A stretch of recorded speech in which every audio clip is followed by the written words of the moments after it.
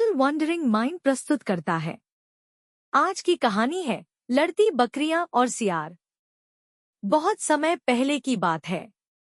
एक जंगल में किसी बात को लेकर दो बकरियों के बीच झगड़ा हो गया। इस झगड़े को वहां से गुजर रहा एक साधु देख रहा था। देखते ही देखते दो बकरियों में झगड़ा इतना बढ़ गया कि दोनों आपस में लड़ने लगी। उसी समय वहां से एक सियार भी गुजरा। वह बहुत भूखा था। जब उसने दोनों बकरियों को झगड़ते देखा तो उसके मुंह में पानी आ गया।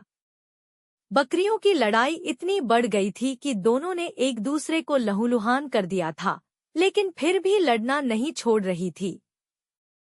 भूखे सियार ने जब जमीन पर फैले खून की तरफ देखा तो उसे चाटने लगा और धीरे धीरे उनके करीब जाने लगा। उसकी भूख और ज्यादा बढ़ गई थी।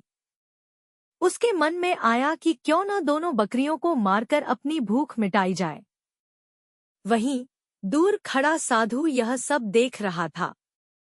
जब उसने सियार को दोनों बकरियों के बीच जाते हुए देखा तो सोचा कि अगर सियार इन दोनों बकरियों के और करीब गया तो उसे चोट लग सकती है।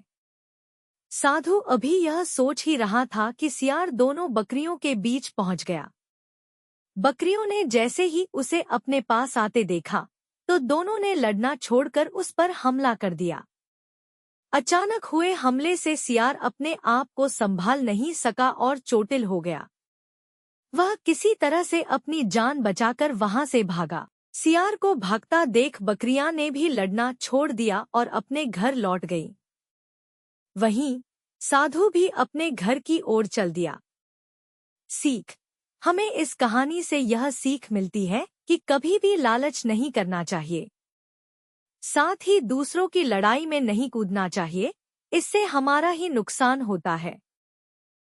हम हर शनिवार को हिंदी कहानी और हर मंगलवार और गुरुवार को अंग्रेजी कहानी डालते हैं।